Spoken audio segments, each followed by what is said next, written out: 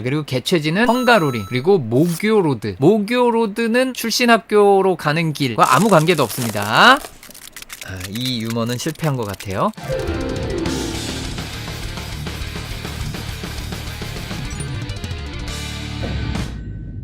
중요한 건 이겁니다. 둥뚜둥 2024 시즌 가장 뜨거운 그랑프리가 될 가능성. 보통 7월 말 8월 초에 경기가 펼쳐지는데요. 헝가리는 중부 유럽 내륙 국가입니다. 여름 굉장히 덥습니다. 주변에 워터슬라이드가 있어요. 거의 날 뜨거우면 한 번쯤 카메라가 갑니다. 드라이버들이 녹아내리고 있어. 타이어도 녹아내릴 것 같고 차도 녹아내릴 것 같아요. 저는 작업실에서 방송하면 30도잖아요. 31도, 32도까지 가요. 이 작업실 온도가. 습도도 높고. 그런데 화면까지 이래. 워터슬라이드 비춰줘야죠. 워터슬라이드 비춰줘야 됩니다.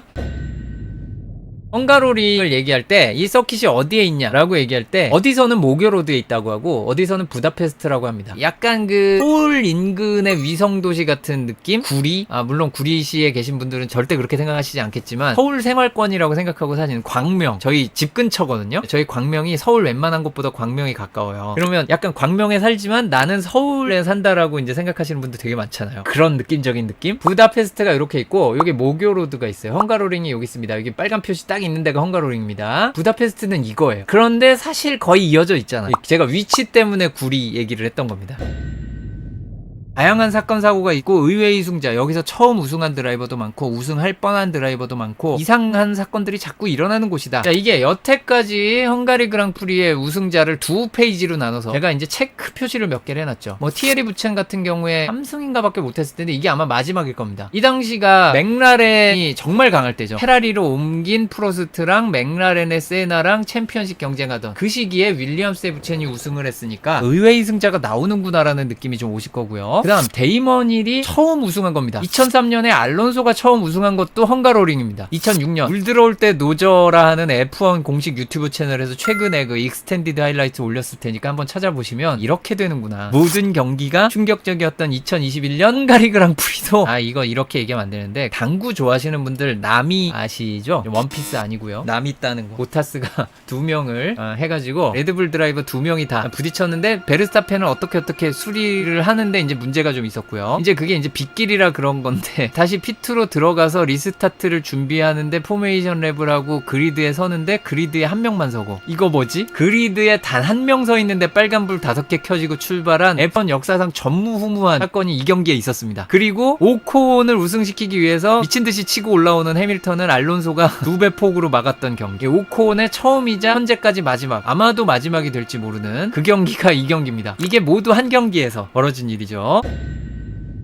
이 서킷은 미키마우스 서킷으로 불리는 아담한 서킷입니다. 디즈니와는 아무 관계 없습니다. 그냥 아담에서 그렇게 부르는 거고요. 그냥 아담 한 데서 끝나면 뭐 그런가 보다 하겠는데 높이 변화폭 크고요. 트랙 폭은 좁습니다. 피스트레이트는 그나마 좀 넓은 편인데 중간중간에 좀 좁다 이런 느낌이 드는 구간이 아주 많을 겁니다. 최고 속도가 느립니다. 얼만큼 느리나요? 모나코 빼면 제일 느립니다. 평균 속도 느립니다. 얼만큼 느리나요? 모나코 빼면 제일 느립니다. 이 서킷에서는 퀄리파잉이 엄청 중요합니다. 모나코만큼은 아니지만 트랙 에볼루션 폭은 매우 크다. 퀄리파잉 중에도 1초 이상 빨라질 수 있다 라는 거를 기억을 하셔야 됩니다. Q1, Q2, Q3 가면서 1초 빨라지는 건 다반사입니다. 여기 헝가로링에서 더 심할 수도 있어요. 서킷 길이는 4.381km, 70랩밖에 안 되고요. 그 유명한 4.3 형제들 중에 하나입니다. 그럼 이 서킷의 지리적 특징을 조금 이해하실 필요가 있는데 저지대 라인입니다. 말하자면 계곡이 저 라인으로 흘러간다라고 보시면 돼요. 자, 이 앵글로 보면 높이 변화가 있나요? 라고 오해하실 수 있어요. 다른 뷰. 이게 마지막 코너 쪽 관중석에서의 뷰입니다. 이제는 좀 느껴지실 거예요. 높이 변화입니다. 1번 코너 가기 전에 피스트레이트가 거의 평면처럼 오다가 살짝 오르막 느낌까지 있어요. 그러다가 1번 코너 앞두고 이렇게 내려가거든요. 근데 이게 1번을 지나서 2번까지도 내려가요. 2번을 지나서 3번까지도 내려갑니다. 그런데 이 높이 변화가 가지는 의미가 무엇이냐? 내리막 브레이킹이잖아요. 브레이킹 중에 제일 어려운 브레이킹은 물론 여러 가지가 있겠습니다만 또 다른 데서 제일은 딴 거라고 하셔도 돼요. 일단은 내리막 브레이킹은 어렵습니다. 근데 여기가 가장 강한 브레이킹을 해야 되는 곳이잖아요. 내리막 브레이킹입니다. 근데 2번 코너는 또 완만하게 돌아요. 내리막에. 그러니까 바깥쪽으로 신나게 돌 거냐 아니면 라인 크로스를 해볼 거냐 뭐 등등등 라인이 여러 가지가 나오면서 여러 가지 변수가 생깁니다. 그런데 내리막이에요. 내리막이에요. 내리막이라는 거 계속 잊으면 안 됩니다. 그리고 일단 3번 코너부터 이게 가속 구간이라고 하지만 실제로는 2번 코너 나올 때부터 이게 사실상 풀스로틀이거든요. 요즘 F1 차들은. 그러다 보니까 이 내리막에서 브레이킹 살짝 하고 가속을 빨리 시작해야 되고 헤어핀 돌아야 되고, 뭔가 이거 스핀하기 좋은 조건들이 있는 것 같은데, 거기에서 상대와 살짝 부딪히면 상대가 돌든지 내가 돌든지 둘 다 돌든지 둘 다 부서지든지 뭐 그렇게 되는 거죠. 그래서 1번, 2번, 3번에서 뭔 일이 많이 벌어질 수 있다.